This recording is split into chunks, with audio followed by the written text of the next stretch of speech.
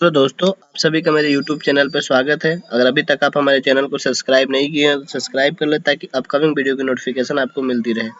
हमारे चैनल के माध्यम से जो बिहार विशेष सर्वेक्षण भूमि का चल रहा है उसे जो भी अपडेट निकल के आ रहा है आप लोग को रूबरू कराया जा रहा है। आगे भी जो भी अपडेट निकल के आएगा आप लोग को रूबरू कराया जाएगा। आज के वीडियो में हम लोग बात करेंगे जो बिहार काश्तकारी अधिनियम है 8085 का 1885 का, जिस पे मूलतः अभी अपना जो भी खतियान बना हुआ है CS खतियान जो पश्चिमी क्षेत्रों में अभी लागू है, चाहे पूर्वी क्षेत्रों में जो RS खतियान लागू है। मुख्यतः जड़ जो है जो मूल नियमावली है यही काश्तकारी अधिनियम ही है जो अंग्रेजों के समय बना था। इसी के आधार पर मैप जो है तैयार भी हुआ था। आइए इस नियमावली को आज हम लोग समझते हैं विभाग के वरीय अधिकारियों से।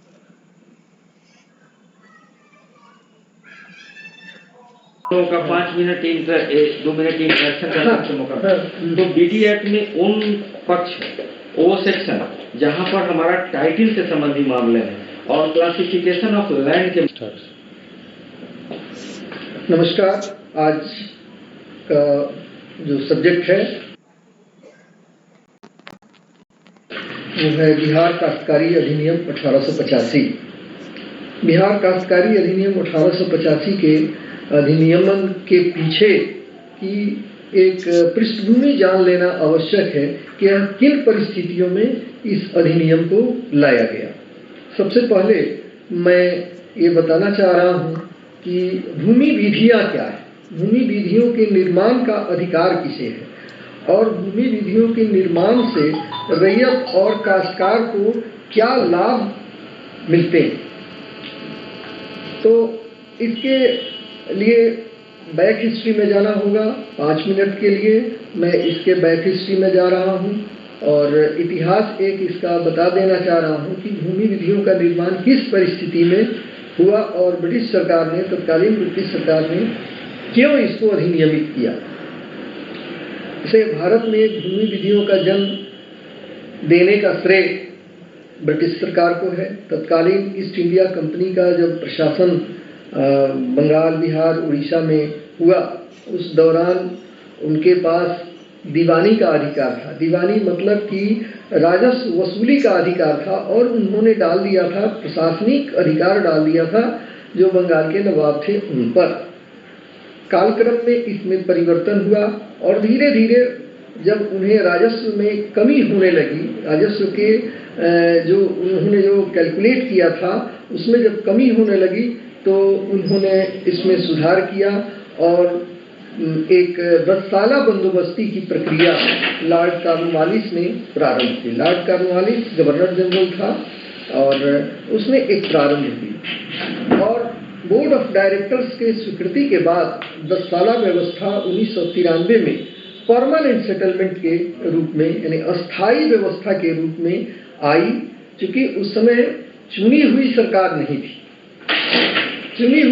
नहीं थी, इसके बावजूद उसकी स्वीकृति जो गवर्नर जनरल की कमेटी थी उसने उसको दिया और रैयतों के हित के लिए क्या किया जा सकता था इस तरह की उसमें कोई बहुत बड़ी अवधारणा नहीं थी कि रैयत को लाभ पहुंचे। उनका मुख्य रूप से एक उद्देश्य था कि हम कैसे अधिक से अधिक मालगुजारी प्राप्त करना सुनिश्चित करें। कैसे, इस पृष्ठभूमि में पहला कदम उन्होंने ये उठाया कि उन्होंने परमानेंट सेटलमेंट, जिसको कि इस्तमरारी बंदोबस्त या अस्थायी बंदोबस्त के रूप में हम कहते हैं, लागू किया।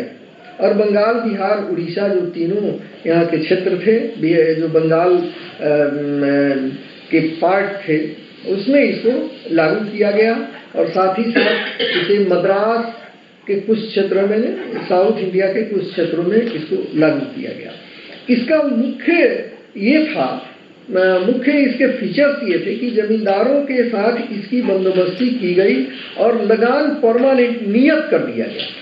लगान सदा के लिए निर्धारित कर दिया गया कि अब आप इसका लगान दें, उस समय तक ये आपकी भूमि रहेगी जब तक आप लगान देते रहेंगे। जिस दिन आप लगान देना बंद कर देंगे, यानी सनसेट थियोरी उन्होंने लिया, निर्धारित किया एक डेट, कि इस तिथि को आपको लगान जो भी फिक्स हुआ है वो आप दे दें, अन्यथा आपकी जमींदारी नीलाम हो जाएगी। तो जमींदारों के साथ ये एक व्यवस्था की गई। उस व्यवस्था में उन्हें वेस्टलैंड बंदोबस्त करने का भी अधिकार दिया गया।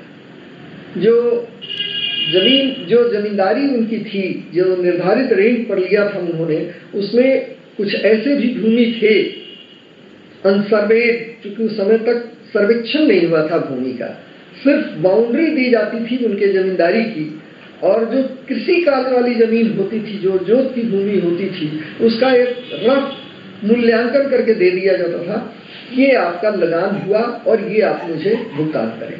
तो वेस्टलैंड सेटल करने का और उसका लगान वसूल करने का अधिकार उन्हें दिया गया। इसके बाद में जो कलेक्टर हुए, कलेक्टरों को ये राजस्व परिषद के अधीन रखा गया, बोर्ड ऑफ रेवेन्यू के अधीन रखा गया, और राजस्व परिषद के जितने भी सारे निर्देश होते थे उसके आधार पर वो गाइड होते थे। राजस्व परिषद को विशेष अधिकार इसमें दिए गए कि कैसे हम रेट कलेक्ट करें, रिकॉर्ड कीपिंग की, रिकॉर्ड बनाने की, रेतों की रिकॉर्ड बनाने की कोई अवधारणा उस समय नहीं, न तो जमींदारों ने डेवलप किया और न उस समय सरकार के मन में आया कि इसका रिकॉर्ड कीपिंग किया जाए। बंगाल, बिहार और उड़ीसा ये बाद में अलग हो गए। खास करके जो बंगाल टेनेंसी एक्ट हम लोगों का आया 1885 में, तो वो बंगाल टेनेंसी एक्ट के नाम से था, लेकिन जब बंगाल और बिहार ये अलग हुआ तो भी वो बंगाल टेनेंसी एक्ट था। ये 1934 और 36 के बीच में ये एक अधिसूचना के द्वारा जब अलग कर दिया गया, उड़ीसा को अलग कर दिया गया, तब वो बिहार टेनेंसी एक्ट के रूप में जाना जाने लगा।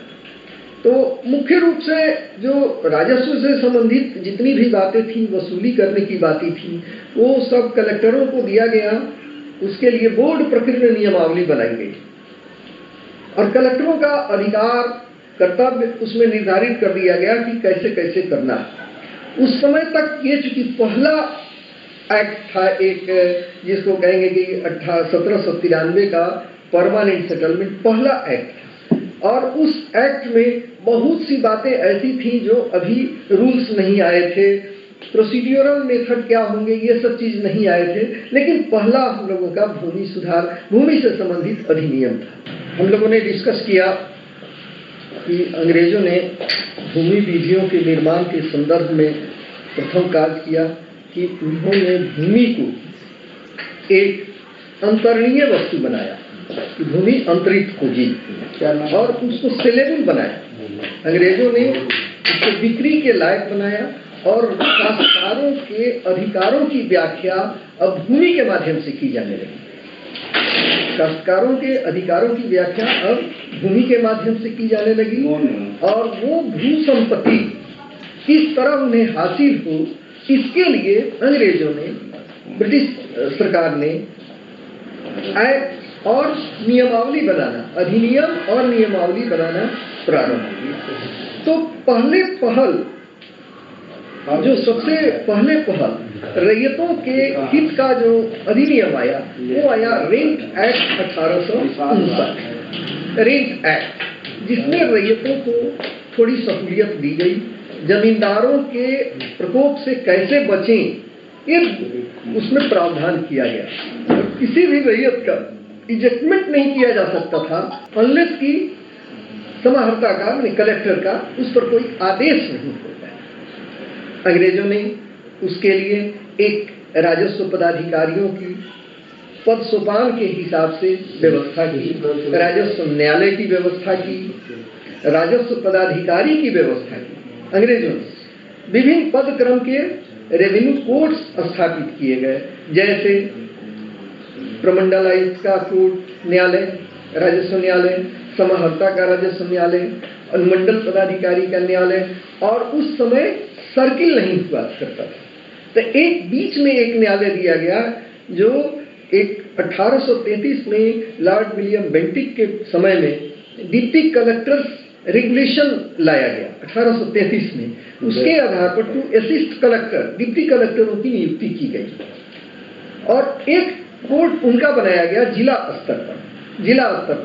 और जितने सारे वाद अब जो होते थे रेवेन्यू से रिलेटेड, उनके यहाँ दायर किए जाते थे और समाहर्ता अपीलेट पदाधिकारी थे। फिर बोर्ड ऑफ रेवेन्यू था, सारे राजस्व से संबंधित, भू राजस्व मामलों से संबंधित स्टेट का सबसे वरीयतम न्यायालय था, उसके निर्देश जारी होते थे और उसके अनुसार काम करना पड़ता था। तो ये विधि निर्माण के साथ साथ उन्होंने राजस्व न्यायालय की व्यवस्था की, पदाधिकारियों के नियुक्ति की व्यवस्था की और उसके लिए उन्होंने नियमावली बनाया कि कैसे ये काम करेंगे। अब काश्तकारी अधिनियम की पृष्ठभूमि ये है, काश्तकारी अधिनियम की पृष्ठभूमि ये है कि 1859 के एक्ट के आने के बाद पट्टा देने की व्यवस्था प्रारंभ की गई कि जमींदार रैयतों को पट्टा देंगे और उस पट्टे में जोत की जमीन का विवरण देंगे और रैयत से कबूलियत लिखवाएंगे कि हाँ, इस जोत की जमीन का वो जो लगान है देने के लिए तैयार है कि नहीं। लेकिन जमींदारों द्वारा इसमें काफी अनियमितता बरती जाने लगी। बाद में अंग्रेजों ने महसूस किया कि इस व्यवस्था में कमी है, तो उन्होंने 1885 का बिहार काश्तकारी अधिनियम किया। बिहार का पहला अधिनियम, बिहार का काश्तकारी अधिनियम 1885 में आया। इस 1885 के अधिनियम में बहुत सारी विशेषताएं डाली गई। सबसे पहले जो विशेषता डाली गई कि रैयतों का वर्ग निश्चित किया गया कि कितने प्रकार के रैयत। दूसरा निश्चित किया गया कि रैयतों के जमीन में क्या अधिकार होंगे, जमीन में रैयतों के क्या अधिकार हैं। तीसरा उसमें लिया गया कि अगर रैयत 12 साल तक लगातार किसी जमीन को जोत रहा है, लगातार शब्द, तो सेक्शन 20 में वो व्यवस्था की गई है, बिहार काश्तकारी अधिनियम के धारा 20 में उसकी व्यवस्था की गई है कि अगर कोई रैयत लगातार 20 सालों तक 12 सालों तक जमीन लगातार जोत रहा है तो उसको बंदोबस्त रैयत की संज्ञा दी गई, सेटल्ड रैयत की संज्ञा दी गई। उसका इजेक्टमेंट ये नहीं कर सकते थे, जमींदार उसका इजेक्टमेंट नहीं कर सकते थे। ये काश्तकारी अधिनियम की विशेषता हुई। काश्तकारी अधिनियम की विशेषता में एक ये महत्वपूर्ण चीज डाला गया कि अब रैयत और जमींदार दोनों ही अपनी जमीन का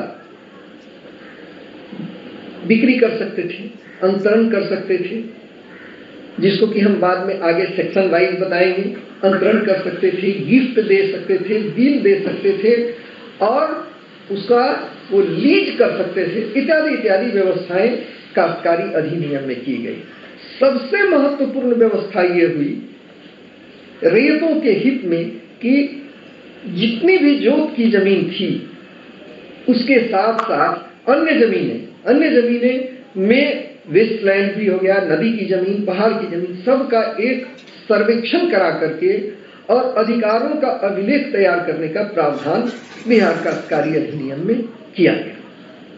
ये इस बिहार काश्तकारी अधिनियम की उल्लेखनीय विशेषता इसकी कही जाएगी। रैयतों के अधिकार के साथ साथ रैयतों का क्या भूमि में कौन सा अधिकार होगा, कौन सा कर्तव्य होगा, इसके लिए सर्वेक्षण की व्यवस्था की गई।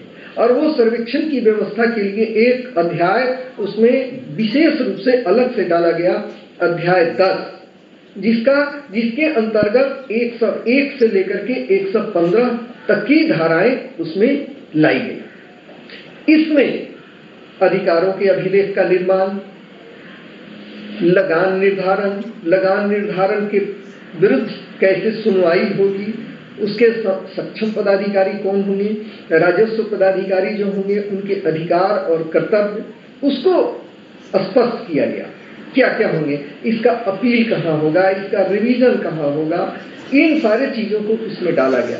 साथ ही यह व्यवस्था की गई, इसकी नियमावली में यह व्यवस्था की गई कि जैसे ही अधिकारों का अभिलेख अंतिम रूप से पब्लिश हो जाएगा, उसकी एक प्रति रैयत को भी निःशुल्क उसके जमीन की खतियान की कॉपी उसको दी जाएगी, उसको नक्शा दिया जाएगा।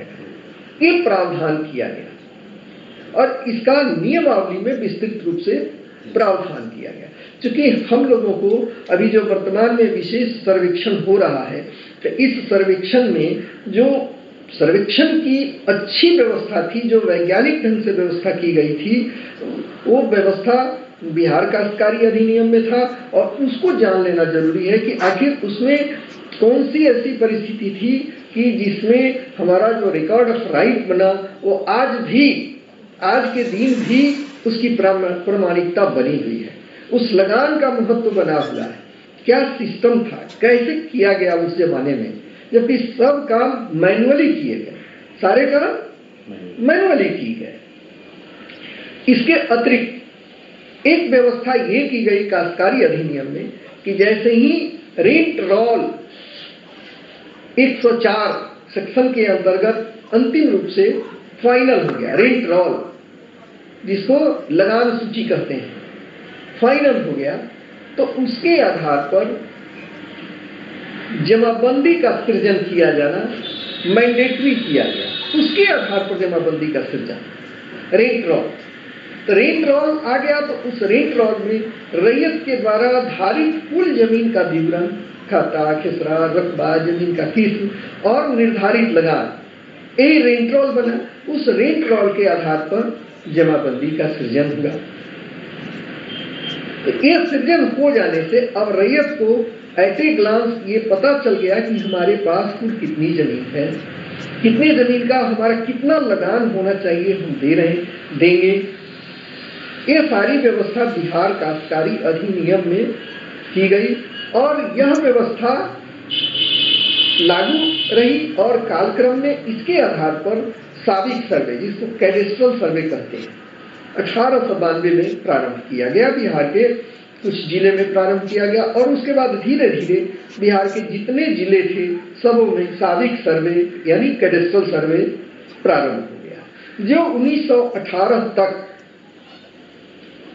अंतिम रूप प्राप्त कर लिया। और इस बीच में जहां साबिक सर्वे हो गया था वहां पर रिविजनल सर्वे भी प्रारंभ कर दिया गया और रिविजनल सर्वे भी 1918 तक फाइनल हो गया।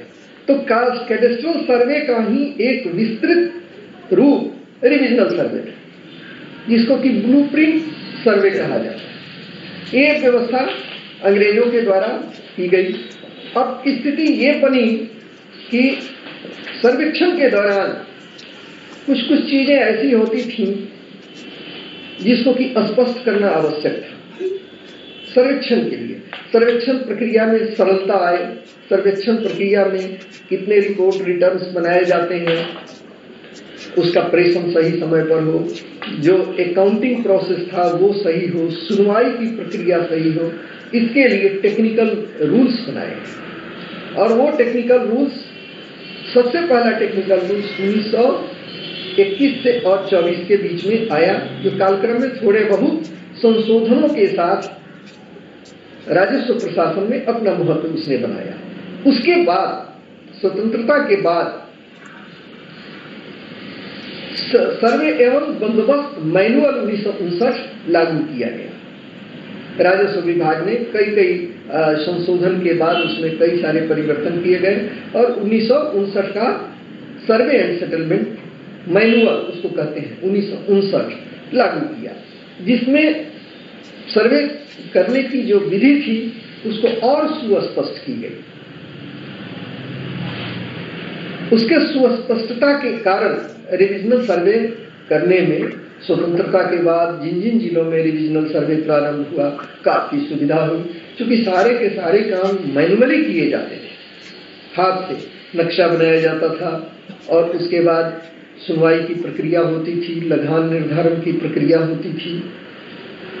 तो जमींदारी उन्मूलन के बाद जब जमाबंदी कायम हुई रिटर्न के आधार पर, तो उसके अनुसार जो जमाबंदी बनी उसमें बहुत योगदान हमारे सर्वे एंड सेटलमेंट मैनुअल का भी था, क्योंकि जमाबंदियों से मिलान करने का उसमें एक प्रावधान रखा गया था। अब ये चीज स्पष्ट हो गया कि हमारे काश्तकारी अधिनियम में क्या क्या विशेषताएं थी अब इन व्यवस्थाओं के अतिरिक्त हम एक चीज और बता देना चाहते हैं कि अधिनियम क्यों बनाए जाते हैं। अधिनियम बनाने की शक्ति किसे, ये जान लेना जरूरी है। और अधिनियम के साथ साथ जो अन्य अधिनियम भी बनाए जाते हैं, ये तो हमारा काश्तकारी अधिनियम हो गया। काश्तकारी अधिनियम एक ही, काश्तकारी अधिनियम एक ही होता है, लेकिन उसके अतिरिक्त जो अन्य भूमि सुधार से संबंधित अधिनियम बनाए जाते हैं, वो क्यों बनाए जाते हैं, अधिकार कैसे मिला हुआ है। तो भू राजस्व एवं भू प्रशासन से संबंधित विषय भारत के संविधान के अनुसार राज्य सूची के अंतर्गत प्रावधानित है। एक स्टेट सूची में है भू राजस्व प्रशासन, और इसी संवैधानिक व्यवस्था के आलोक में राज्य सरकार के द्वारा राज्य में एक भूमि की प्रशासनिक संरचना का सृजन किया गया। भारतीय संविधान का आर्टिकल 246 के में संदर्भित 7वीं अनुसूची की सूची 2 जो राज्य सूची का विषय है, उसके क्रमांक 18 और क्रमांक 45 पर भूमि से संबंधित विषय रखे गए हैं। और वे भूमि से संबंधित विषय है कि राज्य के अधिकार क्षेत्र में दिए गए हैं कि राज्य सरकार अपने हिसाब से जैसा समझेगी वैसे कानून का निर्माण करेगी। तो ये संबंधित विषय है भूमि, ये संबंधित विषय है भूमि, अर्थात भूमि पर अधिकार, टेन्योर, उसके अंतर्गत भूस्वामी और अधिधारी का संबंध कैसा होना चाहिए, लगान का संग्रहण, कृषि भूमि का अंतरण जिसको कि ट्रांसफर किया जाता है, अन्य एलाइनेशन, भूमि का विकास, कृषि उधार इत्यादि इत्यादि कैसे होंगे, इस पर राज्य सरकार कानून बनाएगी। और ये राज्य सरकार के क्षेत्र में दिया गया क्रमांक 18 पर। क्रमांक 45 बहुत ही महत्वपूर्ण है। क्रमांक 45 इसलिए महत्वपूर्ण है कि इसमें भूमि सर्वेक्षण किए जाने का, अभिलेख संधारण किए जाने का प्रावधान किया गया है। भू राजस्व जिसके अंतर्गत राजस्व का निर्धारण और संग्रहण, भूमि अभिलेख रखना, राजस्व के प्रयोजनों के लिए, अधिकारों के अभिलेख के लिए सर्वेक्षण और राजस्व का अन्य संक्रमण इत्यादि विषय इसमें ये क्रमांक 45 है, इसमें डाले गए। और राज्य सरकार इसी के आलोक में, इसी पृष्ठभूमि में हमारा जो विधानमंडल है राज्य का, वो अपने राज्य के लिए भू राजस्व और टीएमसी से संबंधित कानूनों का निर्माण करता है। तो कानूनें दो प्रकार की हो गई, एक हो गई काश्तकारी अधिनियम और दूसरा हो गया भूमि सुधार से संबंधित अधिनियम। तो पहला अधिनियम अपने बिहार में भूमि सुधार के पृष्ठभूमि में पहला अधिनियम आया Bihar public person homestead tenancy act, privilege person homestead tenancy act 1947। उसके बाद बिहार भूमि सुधार अधिनियम अधिनियमित हुआ 1950। यह 25 सितंबर 1950 से लागू हो गया और उसके बाद उसकी नियमावली 1951 आई। उसके बाद बहुत सारे अधिनियम बनाए गए और वे अभी राज्य प्रशासन, राजस्व प्रशासन में अपना कार्य कर रहे हैं। तो अब हम लोग मोटा मोटी इतने सारे इसके विषय जान गए काश्तकारी अधिनियम के। इन काश्तकारी अधिनियम की विशेषताओं को मैं बताने जा रहा हूँ, जिसकी सर्वे के लिए जो सर्वेक्षण होने जा रहा है, विशेष सर्वेक्षण के लिए क्यों उपयोगी है। पहला, काश्तकारी अधिनियम में रैयत को और पब्लिक काश्तकार या भूस्वामी, ये तीन चीज। काश्तकार, पहले काश्तकारी अधिनियम में रैयत की संज्ञा दी गई है, नाम दिया गया है, जो जमीन को जोतते हैं उन्हें रैयत कहा गया है। शुद्ध हिंदी में आज अब जितने अधिनियम बनाए जा रहे हैं, अब उनका नाम अभिधारी दिया जा रहा है, अब उनको अभिधारी कहा जा रहा है, क्योंकि भूस्वामी, समस्त भूस्वामी राज्य सरकार है, इसलिए यहाँ पर इस शब्द का प्रयोग किया गया है कि अब अभिधारी कहे जाए। तो हम इसको तीन रूपों में जानते हैं। पहला रूप कि रैयत के रूप में भी वो जाना जाएगा, दूसरा काश्तकार के रूप में भी जाना जाएगा और तीसरा अभिधारी के भी रूप में जाना जाएगा। ये अंतर नहीं है, सिर्फ शब्द इसके बदलते गए हैं। शुद्ध हिंदी में उसका नाम टीनेज का अभिधारी रखा गया है। तो इसमें बिहार काश्तकारी अधिनियम में पहला प्रोविजन किया गया, प्रावधान किया गया कि भूस्वामी और रैयत दोनों ही अपनी जमीन का हस्तांतरण करेंगे, ट्रांसफर करेंगे और ट्रांसफर के अतिरिक्त गिफ्ट करेंगे, वील करेंगे, एक्सचेंज करेंगे। सेक्शन 11 बिहार टेनेंसी एक्ट का सेक्शन 11 ये स्पष्ट करता है कि रैयत को, भूस्वामी को अपनी जमीन का अंतरण करने का अधिकार है, गिफ्ट करने का अधिकार है और वील करने का अधिकार है, एक्सचेंज करने का अधिकार है। ये सेक्शन 11 में दिया था।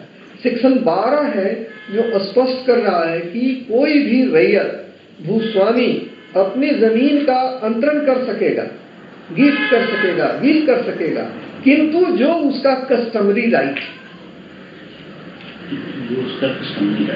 राइट, यानी जो हमारा अधिकार है उस अधिकार से अधिक हम अंतरण नहीं कर सकते, हस्तांतरण नहीं कर सकते, गिफ्ट नहीं कर सकते, हम अपनी पूरी संपत्ति का गिफ्ट नहीं कर सकते। हमारा कस्टमरी राइट ये है हिंदू सक्सेशन एक्ट में कि अगर पैटर्नल प्रॉपर्टी है, कोपार्सनल प्रॉपर्टी है, तो उसमें पिता के साथ साथ पुत्र का भी अधिकार है। तो वो करेगा गिफ्ट, लेकिन उतना ही जितना कि उसका हिस्सा होगा, शेयर होगा। इसलिए गिफ्ट दस्तावेज में इन चीजों पर ध्यान देना जरूरी होता है कि क्या यह जमीन उन्हें प्रदत्त है, पहले से उनकी थी। दूसरा, अगर उस व्यक्ति की सेल्फ एक्वायर्ड प्रॉपर्टी होगी, खुद उसने अपने पैसे से खरीदा होगा, तो वो परिवार की संपत्ति, संयुक्त संपत्ति नहीं मानी जाएगी, वो उसकी खुद की संपत्ति मानी जाएगी। उसका वो गिफ्ट किसी को कर सकता है, 100% वो कर सकता है। ये एक ध्यान देने की बात है। इसी तरह मुस्लिम लॉ में भी इसका प्रोविजन है कि मुस्लिम लॉ में चूंकि बिहार टेनेंसी एक्ट तो सब पर लागू है, सिर्फ ये इसमें प्रावधान यही रखा गया है कि जो उसके कस्टमरी राइट हैं, जो उनका जो भी धर्म से संबंधित सक्सेशन है, विल है, गिफ्ट है, जो प्रोविजन किया हुआ है, उसके आधार पर वो करे, ये चीज रखा गया। तो मुसलमान में जब तक, मुस्लिम लॉ में फादर जब तक जिंदा है, बेटे का कोई अधिकार नहीं होता है। बेटा का अधिकार तब उत्पन्न होता है जब फादर मर जाते हैं, ये मुस्लिम लॉ। लेकिन हिंदू सक्सेशन एक्ट में बेटा जैसे ही जन्म ले लिया उसका अधिकार हो गया। अब नए ये हिंदू सक्सेशन एक्ट के सेक्शन 6 में 2005 में अमेंडमेंट कर दिया गया है और उस अमेंडमेंट के आधार पर अब लड़कियों को भी कोपार्टनर माना गया है और उनको भी अपने पिता की संपत्ति में, संयुक्त संपत्ति में जो पुत्र को शेयर मिलता वो शेयर उन्हें भी मिलेगा। एक विशेषता उसमें यह दी गई है। लेकिन दूसरी विशेषता यह दी गई है कि लड़कियों का शेयर डिवीजन के समय में तब निर्धारित किया जाएगा अगर 2005 के पहले परिवार में संपत्ति का बंटवारा हो चुका है और पुनः बंटवारा होता है तब लड़कियों का शेयर उसमें नहीं मिलेगा। यह ध्यान रखेंगे आप लोग। 2005 के पहले अगर फैमिली में बंटवारा हो चुका है, अब अगर लड़की क्लेम कर रही है, चूंकि इसका रेट्रोस्पेक्टिव इफेक्ट नहीं, रेट्रोस्पेक्टिव में भूतलक्षी प्रभाव नहीं है। अब जो बंटवारा होगा, अगर 2005 के पहले नहीं हुआ है, तो अब जो भी बंटवारा होगा उस बंटवारे में उनको अपने भाई के समान यानी पर्याप्त हिस्सा मिलेगा। जो भी उनको भाई को शेयर मिलता वो शेयर मिलेगा। इतना ही नहीं, उनको उनके वासभूमि में भी शेयर निर्धारित कर दिया गया है। ये लड़कियों के सक्सेशन पर है। दूसरा है इसका सेक्शन 15 बिहार काश्तकारी अधिनियम की धारा 15। इसमें है कि उत्तराधिकार उत्पन्न होना। जैसे ही पिता की मृत्यु हो जाएगी, मृत्यु के उपरांत उनका उत्तराधिकार जो भी उनके वंशज होंगे वो संपत्ति डिफॉल्ट हो जाएगी। कहाँ? उनके पुत्रों के बीच में या जो भी उनके उत्तराधिकारी हैं उसमें। तीसरा इसमें प्रोविजन किया गया सेक्शन 20 जो मैंने बता दिया है। 21 एक व्यवस्था किया गया। और 23 में काश्तकारी अधिनियम की धारा 23 में रैयत को अपनी जमीन के उपयोग का अधिकार दिया गया। कैसे वो उपयोग करेगा? उपयोग में उसमें कुछ प्रतिबंध रखे गए हैं कि उस जमीन का वो इस तरह से उपयोग नहीं करे कि वो काश्तकारी के बिल्कुल अनुपयुक्त हो जाए। ये सारे उसमें प्रतिबंध लगाए गए। चौथी विशेषता इसमें ये रखी गई बिहार काश्तकारी अधिनियम में कि प्रत्येक रैयत को लगान भुगतान करने का दायित्व होगा। वो धारा 24 में प्रोविजन किया गया कि उसको लगान निर्धारित जो भी किया गया है उसका वो भुगतान करेगा। लगान भुगतान नहीं किए जाने पर उसका जो प्रोविजंस बनाया हुआ है, सर्टिफिकेट की कार्रवाई होगी वसूली के लिए, और भी कई प्रोविजंस बिहार काश्तकारी अधिनियम में किए गए। अब इसमें एक नया धारा जोड़ा गया। एक धारा जोड़ी गई उस सेक्शन 25 और दूसरी धारा 25A। 25A स्पष्ट कर रहा है बंटवारा का अधिकार। रैयत भूस्वामी अपनी जमीन का बंटवारा, अगर बंटवारा माने न्यायालय का बंटवारा अगर कर लेता है, न्यायालय का बंटवारा या अदरवाइज बंटवारा। अदरवाइज बंटवारा में 3 प्रकार के बंटवारा आएंगे। कर लेता है तो उसके आधार पर उसके द्वारा धारित जमीन का बंटवारा मान्य हो जाएगा, लागू हो जाएगा, और उस बंटवारा को कानूनी रूप देने के लिए कि बंटवारा कौन करेगा, कलेक्टर अंडर दी एक्ट 1960 में कलेक्टर का अधिकार अंचल अधिकारी को दिया गया कि बंटवारा करें। अब बंटवारा में हमारा मुख्य पोर्शन क्या है? बंटवारा में मुख्य पोर्शन है कि बंटवारा मीन्स कोर्ट बंटवारा। दूसरा बंटवारा एमिकेबल सेटलमेंट के अंतर्गत बंटवारा। तीसरा बंटवारा अगर एमिकेबल सेटलमेंट नहीं होता है तो गांव में समाज में लोग पंच को रखते हैं, पंच बंटवारा कराते हैं, और उस पंच बंटवारा के आधार पर शेड्यूल बन जाता है, और उसके हिसाब से तब उस बंटवारा के कागजात को जो अनुसूची बनी हुई होती है हस्ताक्षरित होती है, और तब अंचल अधिकारी के पास उसके नामांतरण के लिए दाखिल किया जाता है। दाखिल कार्य अधिनियम में बंटवारा के आधार पर नामांतरण करना है, लेकिन बंटवारा का जो प्रोसेस है, प्रक्रिया है, वो प्रक्रिया बिहार काश्तकारी अधिनियम के 25A में वर्णित है कि कैसे बंटवारा करना है। अगर सिविल कोर्ट से भी बंटवारा होता है, किसी भी रैयत का या भूस्वामी का विवाद हुआ, विवाद घर में बंटवारा नहीं हो पा रहा है, अगर सिविल सूट के माध्यम से बंटवारा होता है तो बंटवारा होने के बाद उसके लगान बंटवारा के लिए पुनः कलेक्टर अंडर दी एक्ट अंचल अधिकारी के पास संबंधित व्यक्ति को जिसके पक्ष में डिक्री दी गई है केस फाइल, बंटवारा का केस फाइल करना होगा, केस दायर करना होगा। पुनः अंचल अधिकारी उसको नोटिस करेंगे, और इसका प्रावधान सिविल प्रोसीड्यूर कोड केस धारा सिविल प्रोसीड्यूर कोड 1908 के धारा 54 में किया गया है कि राजस्व प्रदायी संपदा का बंटवारा सिर्फ और सिर्फ कलेक्टर के द्वारा ही किया जा सकता है, सिविल कोर्ट उसको नहीं करेगा। बंटवारा तो सिविल कोर्ट कर दिया, राजस्व का बंटवारा ये राजस्व न्यायालय के दायरे में दिया गया, और इसके लिए प्रोविजन किया गया सीपीसी के सिविल प्रोसीड्यूर कोड 1908 के आदेश 20 के नियम 18 इसका प्रावधान किया गया। तो ये हमारे बंटवारा की व्यवस्था की गई। बंटवारा ध्रुव सत्य है कि पिता के मरने के बाद उनके जो संतान होते हैं उनके बीच बंटवारा होना ही। अब इस बंटवारा में काश्तकारी अधिनियम में जो बंटवारा का विषय रखा गया है उसमें ध्यान देने की बात यह है कि जितने भी ग्रामीण क्षेत्रों में बंटवारा के केसेस आते हैं तो अगर उनका सहमति से बंटवारा है और रैयत स्वयं अगर 3 भाई हैं 2 भाई हैं अगर हस्ताक्षर करके लाते हैं उनके सामने दाखिल करते हैं तो वो बंटवारा का मेमोरेंडम होता है। इस संदर्भ में माननीय न्यायालयों द्वारा, माननीय उच्च न्यायालय, सर्वोच्च न्यायालय द्वारा ये व्यवस्था दी गई है कि अगर वो निबंधित नहीं भी है तो भी वो साक्ष्य में ग्राह्य है। अगर वो निबंधित नहीं है, सभी पक्ष का है उस पर हस्ताक्षर एक्सेप्ट करते हैं, तो वो साक्ष्य में ग्राह्य है, उसको निबंधन कराने की जरूरत नहीं है।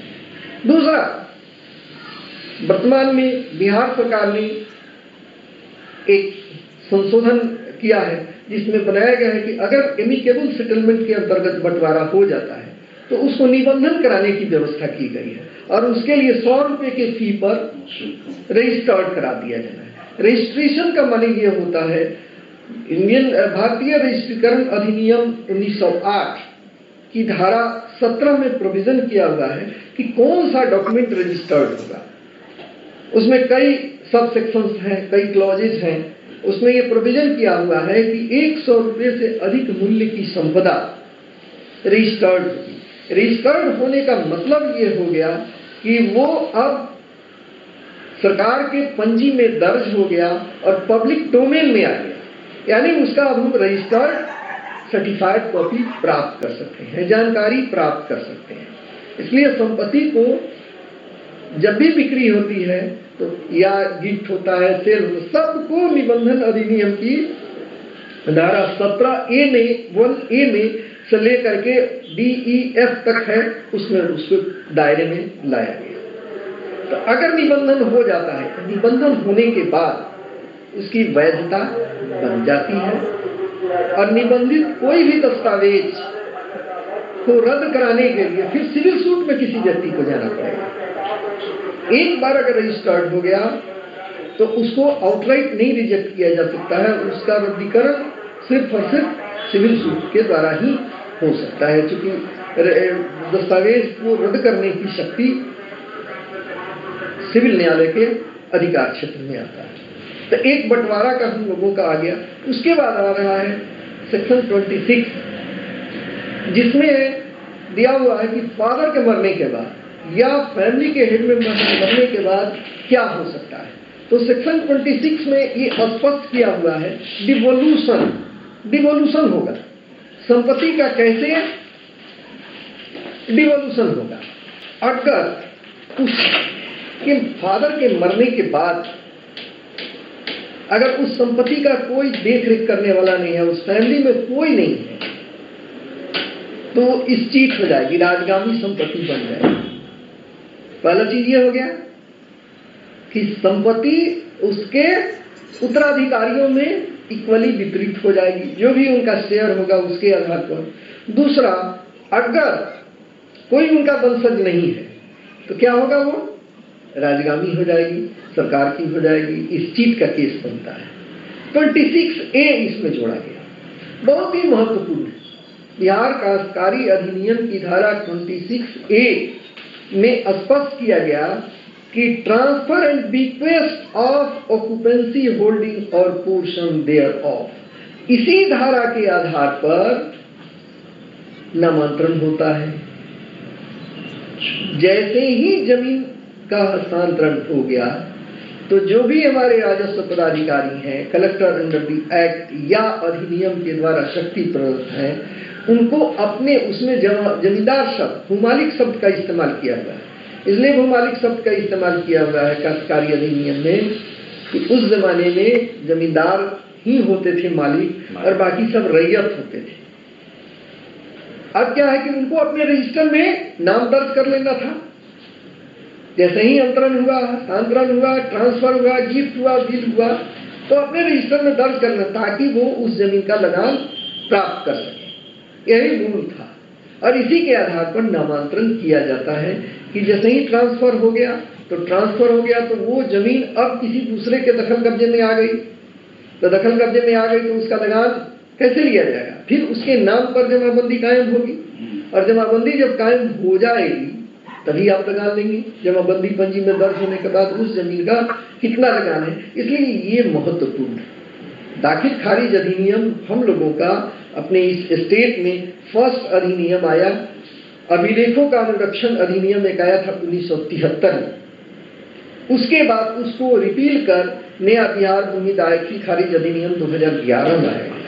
इसके पूर्व में जितने भी नामांतरण के केसेस होते थे वो इसी धारा के अंतर्गत होते थे और प्रशासनिक आदेश के द्वारा होते थे। इसी धारा के अंतर्गत एक प्रावधान किया गया इसके बाद जो महत्वपूर्ण धारा है वो है धारा 27 बिहार काश्तकारी अधिनियम की धारा। तो सेक्शन 48 खत्म कर चुके हैं। अब बिहार टेनेंसी एक्ट के 49 के पर आ रहे हैं। 49 के क्यों इंपॉर्टेंट?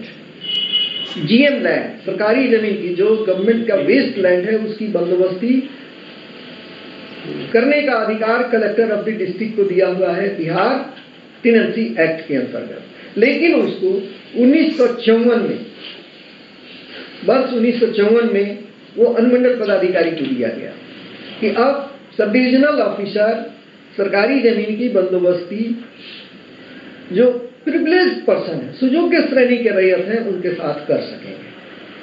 इसमें उसी को लाया गया 49 के में कि अगर किसी व्यक्ति के साथ जमीन की बंदोबस्ती हुई और उसको किसी ने डिस्पोजेस कर दिया तो आप कौन सी कार्रवाई करेंगे। उसके बाद में है सेक्शन 52।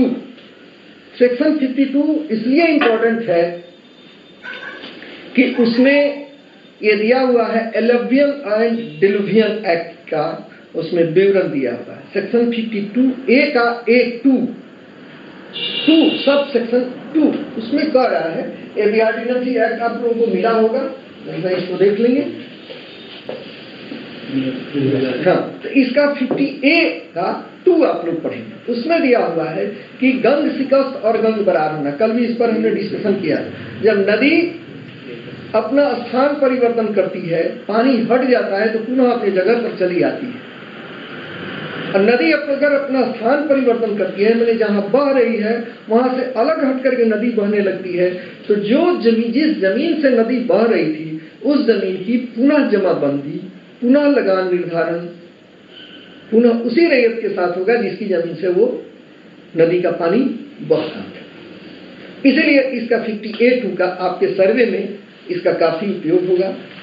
सर्वेक्षण जब करेंगे तो नदी ने अपना स्थान परिवर्तन कर लिया और स्थान परिवर्तन के बाद उस जमीन की जमाबंदी अगर पूर्व से चल रही है तो पुनः जमाबंदी का निर्धारण होगा और वो जमाबंदी का निर्धारण मैंने उसको पुनः चालू करना अंचल अधिकारी करेंगे, उन्हीं को अधिकार दिया। ठीक है।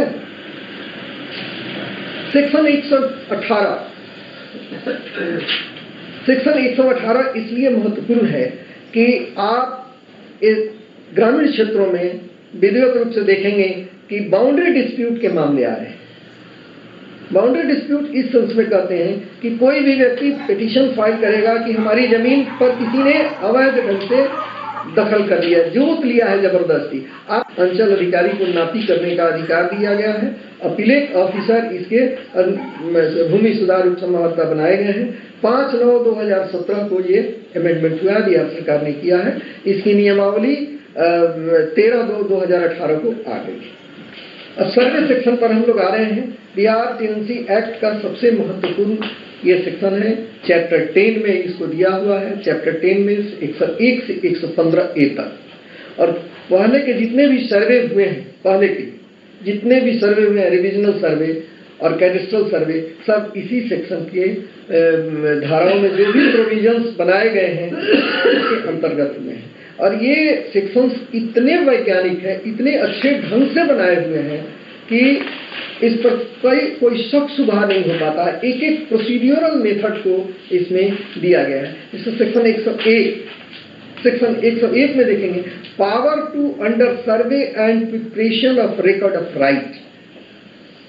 राज्य सरकार को अधिकार है। राज्य सरकार अधिकारों का विलेज तैयार करने के लिए उस सेक्शन 101 के अंतर्गत मूव करेगी, आगे बढ़ेगी। सेक्शन 102 में है पार्टिकुलर्स टू बी रिकॉर्डेड। जो पर्टिकुलर्स, जो रिकॉर्ड ऑफ राइट बनेंगे उसको कहाँ रिकॉर्ड करेंगे, कैसे करेंगे, उसके फॉर्मेट्स दिए हुए हैं। उसी फॉर्मेट्स में उसको रिकॉर्ड करना है, नहीं तो जो मन में आए कोई कुछ कर देगा। एक फॉर्मेट उसका बनाया हुआ है कि इन्हीं चीजों को दर्ज करना है। आप लोग भी इसमें ध्यान देंगे कि रिकॉर्ड ऑफ राइट का उसमें फॉर्मेट दिया हुआ है, कैसे बनना है। तो खैर ये पहले की चीज है, आज बदल गए। सेक्शन 103 में पावर फॉर रेवेन्यू अफसर to record particulars and on application on proprietors, tenure holder और लार्ज प्रोपोर्शन ऑफ राइट्स। इसमें दिया हुआ है कि 103 में जो रेवेन्यू अफसर होंगे कैसे रिकॉर्ड करेंगे, जमीन की विवरणी वो कैसे प्राप्त करेंगे किसी भी रैयत से, ताकि हम रिकॉर्ड अधिकारों का अभिलेख तैयार कर सकें। दूसरा है 103A, जैसे ही वो विवरणी तैयार हो जाएगी, भूमि की विवरणी, preliminary publication, amendment and final publication of record of right. Preliminary होगा, जैसे ही तैयार हो जाएगा प्राथमिक रूप से उसका पब्लिकेशन किया जाएगा कि अगर किसी भी व्यक्ति को उस एंट्री के विरुद्ध कोई शिकायत हो तो वो दर्ज कर सके। प्रिलिमिनरी रिकॉर्ड ऑफ राइट का जो प्रिलिमिनरी बनेगा उसको पब्लिश करना है। दूसरा 103B, presumption as to final publication and correctness of record of right.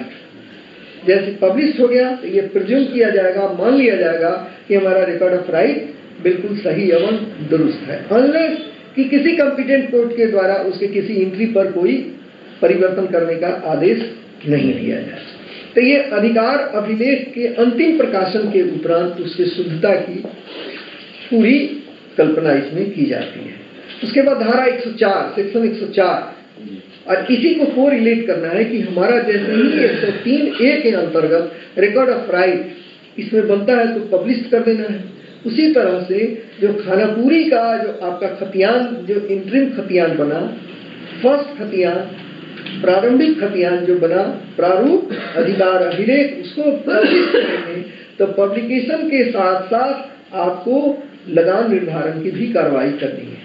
जो इसमें भी वही है कि एक जिस दिन आपने अधिकार अभिलेख का फाइनल पब्लिकेशन, प्रारंभिक पब्लिकेशन किया, आपको लगान निर्धारण कर देना। ये दोनों को रिलेट किया जाता है। और जब 103B में फाइनल हो जाएगा तो 104A राजस्व अधिकारी द्वारा लगान का निर्धारण किया जाएगा और लगान निर्धारण की सूची तैयार की जाएगी। रेंट, किसी जमीन का कितना रेंट होगा उसकी सूची तैयार की जाएगी। और 104 को उसके अंतर्गत जो लगान निर्धारण सूची की प्रक्रिया है, कैसे कैसे बनाना है, टेबल ऑफ रेंट्स दिए गए हैं। आर्बिट्ररी आप नहीं हो सकते हैं कि जो जिस जमीन को आपने देखा इसका 2 रुपया कर दिया और किसी का 50 रुपया कर दिया, आर्बिट्ररी आप नहीं कर सकते। तो इसमें जो लगान निर्धारण की जो प्रक्रिया है वो काफ़ी अच्छे ढंग से है बिहार टेनेंसी एक्ट में, उसको अगर फॉलो करें तो कभी भी कोई प्रॉब्लम नहीं आएगा। अब इसका है लगान परिनिर्धारण विवादों का निश्चय। जैसे ही लगान निर्धारण सूची तैयार हो जाएगी उसका पब्लिकेशन होगा, जो इसमें भी 20 सेक्शन 20 में दिया हुआ है कि उसको पब्लिश किया जाएगा, सुना जाएगा किसी रैयत को कि जो लगान निर्धारण सूची बनी है उससे उस रैयत को कोई आपत्ति तो नहीं है। अगर उसको आपत्ति है तो आपको सुन करके उसका डिस्पोजल करना है। यह सेक्शन 105 में दिया हुआ है। सेक्शन 20 में जो अमेंडमेंट्स आपने किया है उसमें जो नियमावली बनी है उस नियमावली में ये प्रोविजन किया हुआ है। 106 कह रहा है कि जैसे खतियान पब्लिश हो गया, यहीं पर ध्यान देने की जरूरत है। अंतिम प्रकाशन के बाद सेक्शन 103B के अंतिम प्रकाशन के बाद, अंतिम प्रकाशन हो गया, रिकॉर्ड ऑफ राइट बन गया, खतियान बन गया, सबको दे दिया गया, जिले में, मंडल में, अंचल में रैयत को दे दिया गया। अगर किसी रैयत के द्वारा कोई आपत्ति की जाती है फाइनल पब्लिकेशन के बाद, तो उसकी सुनवाई 106BT एक्ट के अंतर्गत रेवेन्यू अफसर करेंगे। और जिस समय सेटलमेंट ऑपरेशन प्रारंभ हुआ था रिविजनल सर्वे का, उस समय सेटलमेंट जो एएसओ थे उनको मुंसिफ का अधिकार दिया गया था, माने टाइटल डिसाइड करने का उनको अधिकार दिया गया था। इसलिए उस समय का जो भी आपको आदेश मिलेगा वो इनकॉर्पोरेट किया हुआ मिलेगा रिकॉर्ड ऑफ राइट के अभियुक्ति कानून, उसमें वो कोई चेंज नहीं करेंगे, उनको चेंज नहीं करना है। चेंज कहाँ करना है, खतियान के रिकॉर्ड ऑफ राइट के रिमार्क्स कॉलम में लिख देना है कि राजस्व पदाधिकारी के आदेश दिनांक इतना के आधार पर इसमें क्या क्या परिवर्तन किए गए। अगर आपके पास देखिए जैसे ही वो आदेश करेंगे उसकी सर्टिफाइड कॉपी आपको मिलेगी। आपने बहुत अच्छा क्वेश्चन किया है कि उसकी ऑथेंटिसिटी क्या है, ये प्रिजाइडिंग अफसर के ऊपर, जो प्रिजाइड कर रहे हैं, कोर्ट में ही ये मामला आपके पास आएगा, तो प्रिजाइडिंग अफसर के ऊपर है कि वो रिकॉर्ड कॉल फॉर करें। रिकॉर्ड कॉल फॉर आपको करना है। ठीक है भाई, हम समझेंगे, देखेंगे कि वास्तव में बात ये कहां तक सही है। तो इसके संबंध में सीपीसी आप पढ़ लेंगे, सिविल प्रोसीड्यूर कोड, उसमें डिस्क्राइब किया हुआ है कि रिकॉर्ड कॉल फॉर आपको कैसे करना है, कहां से अधिकार मिला हुआ है, ये अधिकार आपको कौन देता है कि आप रिकॉर्ड कॉल फॉर करें और किस प्रकार के रिकॉर्ड को कॉल फॉर करें, ये उसमें विवरण दिया हुआ है। तो 106 पीटी एक्ट में आप जितने भी देखेंगे उस जमाने के रेवेन्यू अफसर का उसमें अभियुक्ति कॉलम में लिखा हुआ है कि राजस्व पदाधिकारी के आदेश दिनांक कितना के द्वारा इसके खाता, खेसरा, कॉलम, रकबा इत्यादि इत्यादि में ये परिवर्तन करने का आदेश दिया। वो अब ओरिजिनल खतियान उसको माना जाए। इसके बाद उसमें प्रोविजन किया गया 106 बीटी एक्ट के बाद अगर वो भी हो गया और रैयत को किसी कारणवश नहीं मालूम हो पाया, अधिकारी को नहीं मालूम हो पाया, तो 5 साल का उसको ग्रेस दिया गया कि 5 साल के अंदर में वो कलेक्टर ऑफ द डिस्ट्रिक्ट के पास अपील करेगा। 108 BT act collector of the district के पास कितना दिन करेगा? 5 साल कर देगा, उसको 5 साल का समय दिया हुआ है। और फिर अपील में जो भी होगा, जो भी निर्णय होगा, उस निर्णय का वो अंतिम माना जाएगा। इसके बाद 112 बीटी एक्ट 112 बीटी एक्ट ये है कि वैसी जमीन, विशेष परिस्थिति में इसमें शब्द इस्तेमाल किया है, विशेष वैसी भूमि जिसका लगान निर्धारण नहीं हो पाया हो किसी कारणवश, उस जमीन का लगान निर्धारण राजस्व पदाधिकारी करेंगे। अब उस जमीन के लगान निर्धारण के लिए पहले 1966 में सब डिविजनल अफसर को और भूमि सुधार उपसमाहर्ता को अधिकार दिया हुआ था कि इसका काबिल लगान योग्य जमीन का जो लगान योग्य है उसको काबिल कहा गया। काबिल माने वो फारसी शब्द है, काबिल लगान योग्य कहा गया। जिस जमीन का लगान नहीं निर्धारित हुआ, कह रहा है कि बिहार में जितनी भी जमीन है सभी जमीन जोत की जमीन मानी जाए और उस जोत की जमीन का लगान देना है, भुगतान करना है। तो काबिल लगान योग्य जमीन का लगान निर्धारण करने के लिए 1966 में अनुमंडल पदाधिकारी को और भूमि सुधार उपसमाहर्ता को प्राधिकृत किया गया था। अभी नया जो अमेंडमेंट आया है, अभी हमने आपको अमेंडमेंट लिखाया, उसके हिसाब से भूमि सुधार उपसमाहर्ता को लगान निर्धारण करने का अधिकार दिया हुआ है। ये टोपोलैंड का नहीं, टोपोलैंड बिल्कुल इससे अलग चीज है। टोपोलैंड के बारे में मैं बाद में बताऊंगा, अभी मैं बीटी एक्ट पर आ रहा हूँ। तो बीटी एक्ट में हमारा 112 बीटी एक्ट बहुत ही इंपॉर्टेंट है। काबिल लगान योग्य जमीन क्या है? तो वैसी जमीन, वैसी भूमि जिसका लगान निर्धारण नहीं हो पाया, किसी कारणवश नहीं हो पाया, टेबल ऑफ रेंट नहीं बना, खतियान में तो वो आ गया लेकिन उसकी जमाबंदी नहीं कायम। अब उस पर एक आपके पास अभी तो कोई इस तरह का केस नहीं है, लेकिन एक इस पर राजस्व विभाग ने लॉ डिपार्टमेंट से सहमति लेकर एक सर्कुलर इशू किया था और वो सर्कुलर प्रोबेबली अभी अवेलेबल आप लोगों को नहीं मिल सके। 1959 में स्टेटस क्या होगा किसी भूमि का अगर रिकॉर्ड ऑफ राइट में लगान निर्धारित नहीं हुआ? जनरली होमस्टीड लैंड का ऐसे ही फ्री छोड़ दिया गया, लगान निर्धारित नहीं किया। तो आज के डेट में अगर कोई व्यक्ति उस बेलगान जमीन को, जब लगान निर्धारित होगा तभी जमाबंदी कायम होगी। कोई रैयत पे करता है तो किसी जमाबंदी क्रमांक में पे करता है, तो उसका स्टेटस क्या होगा? पहले जमाबंदी कायम होगी या पहले लगान निर्धारण? पहले जमाबंदी कायम नहीं होती है। जमाबंदी कायम होती है जब रेंटरोल बन जाता है। रेंटरोल बनता है सर्वे ऑपरेशन के द्वारा, खतियान भी बना साइमल्टेनियसली। काबिल लगान मान लीजिए कि जमाबंदी भी नहीं कायम है जमीन की और रेंटरोल भी बना हुआ, तो पहले जमाबंदी होगी या पहले? नहीं, जमाबंदी नहीं बन सकती जब तक कि लगान निर्धारित नहीं होगा। सर तो ये सेक्शन 567 से भी खूब होती है ना? 567 दूसरी चीज है। 567 का मतलब ये है कि जो जमींदार की जमीन निहित हुई,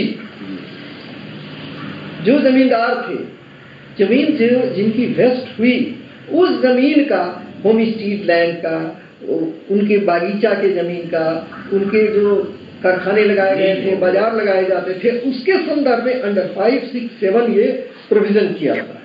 लेकिन ये वैसी जमीन है जिसका कि रिकॉर्ड ऑफ राइट में कैडेस्ट्रल सर्वे में बेलगाम छोड़ दिया, उसकी जमाबंदी जब तक लगान नहीं निर्धारित होगा, लगान पे करेंगे तभी आपको रेंट रिसीट देगा, और उसकी जमाबंदी होगी, उसमें वो इंटर होगा। बीटी एक्ट का 56 स्पष्ट कर रहा है, सब डिविजनल अफसर को स्पेशल पावर दिया हुआ है बीटी एक्ट में, वो देखें कि अगर रेंट रिसीट इशू हो रहा है तो जो पे कर रहा है रैयत उसको मिल रहा है कि नहीं। अब तो ऑनलाइन कर दिया गया, ऑनलाइन के पहले तो सभी मैनुअली होते थे, वो उसको रेंट रिसीट मिल रहा है कि नहीं। तो इसमें ये रेवेन्यू डिपार्टमेंट ने लॉ डिपार्टमेंट से एक सहमति लेकर, लीगल ओपिनियन प्राप्त कर ये लेटर निकाला कि बहुत सारे सेल्डीड होते जा रहे थे होमस्टीड लैंड के, तो उस पर क्या डायरेक्शन होगा।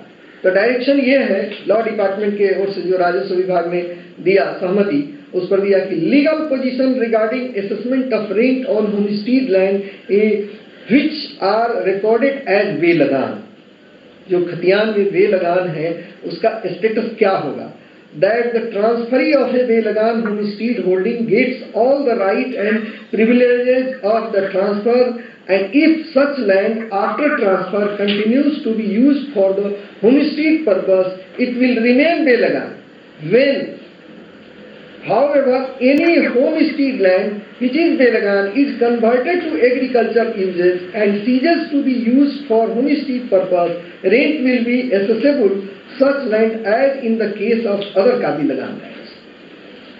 स्टेटस बता दिया, आपके सर्वे में इस तरह के प्रॉब्लम्स आएंगी तो इस पत्र का हवाला आप लोग देकर कार्रवाई कर सकते हैं।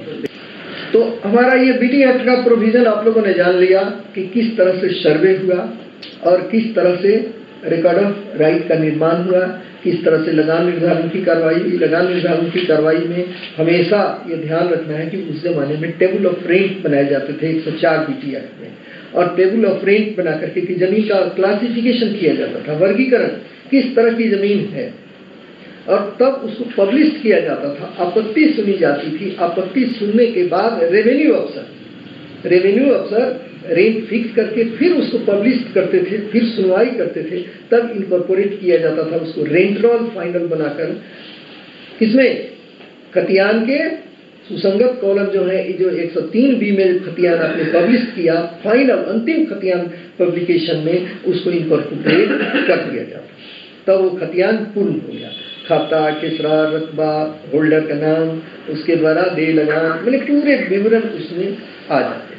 अब एक बिंदु अभी जो आया है वो है हम लोगों का भूमि के नापी का, और भूमि के नापी का विषय बिहार टेनेंसी एक्ट में एक महत्वपूर्ण चैप्टर जो आज भी है, सर्वे में तो था ही, सर्वे में है भी, इन कैसे करना है, इसका प्रोसीड्यूरल मेथड कहाँ है। तो इसके लिए सेक्शन 118 बीटी एक्ट में सब सेक्शन 2 और 3 जोड़े गए, सब सेक्शन 2 और 3। उसमें दिया हुआ है कि कोई भी प्रोप्राइटर अपनी जमीन के नापी के लिए, विवाद होने पर अपनी जमीन के नापी के लिए कलेक्टर ऑफ द डिस्ट्रिक्ट के पास वो आवेदन कर सकेगा। उसमें कलेक्टर ऑफ द डिस्ट्रिक्ट नियमावली में दिया हुआ है, इससे रिलेटेड नियमावली है, वो नियमावली है रूल 220, 21, 22, 23। 23 में दे रहा है कि अगर सीमांकन किया जा रहा है, नहीं मिल रहा है, उसकी बाउंड्री नहीं मिल रही है, तो बंगाल सर्वे एक्ट 1875 में जो प्रोविजंस दिए हुए हैं उसके आधार पर आप उसका सीमांकन कराएं।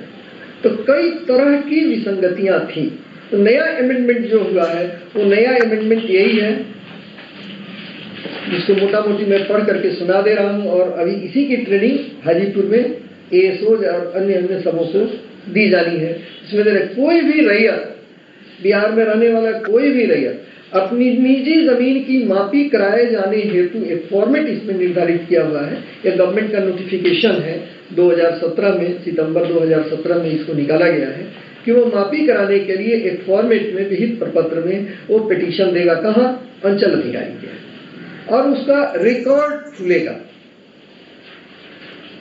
अंचल कार्यालय में मापी आवेदन पत्र जमा किए जाने के पश्चात अंचल अधिकारी आवेदक की जमीन पर अधिकार और हक से संबंधित साक्ष्यों की मांग करेंगे कि किस आधार पर आप दावा कर रहे हैं कि ये जमीन है आपका और इस पर विवाद उत्पन्न हो गया है। तो जब वो दे देंगे, कन्विंस हो जाएंगे, तो उसके बाद उन्हें अमीन का फी जमा कराना होगा। अमीन का फी क्या होता है? अमीन का फी हो गया एक दिन का, उसका जो एक दिन का मूल वेतन हुआ वही अमीन का फी होता है, उसको जमा करवा लेना होता है। अंचल अमीन द्वारा तिथि निर्धारित की जाएगी और जो संबद्ध पक्ष हैं, संबद्ध पक्षों को सूचना दी जाएगी कि भैया आप उस तारीख को रहें, लिखित रूप में सूचना दी जानी है कि उस तारीख को आप रहें, स्थल पर रहें, हमारे द्वारा इसकी नापी कराई जाएगी।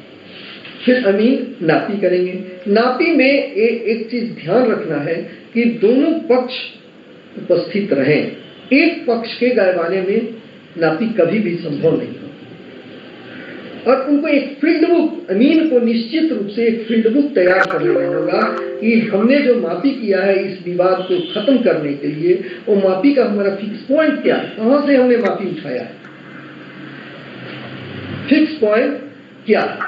दूसरा, अगर वो मापी प्रतिवेदन आ गया और मापी प्रतिवेदन से संबंधित सर्टिफाइड कॉपी संबंधित व्यक्ति प्राप्त करें, उसकी सर्टिफाइड कॉपी लेंगे।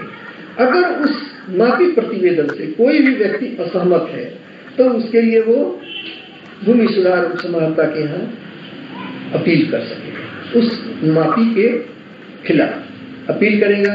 और अपील में जो भी प्रोविजंस हैं, अपील के जो भी प्रोविजंस हैं, वो अपील के प्रोविजंस कहाँ दिए हुए हैं? अपील के प्रोविजंस दिए हुए हैं सीपीसी सिविल प्रोसीड्यूर कोड 1908 के आदेश 41 में, 41 से लेकर के और 36 तक वो अपील से संबंधित प्रोविजंस उसमें दिए हुए हैं।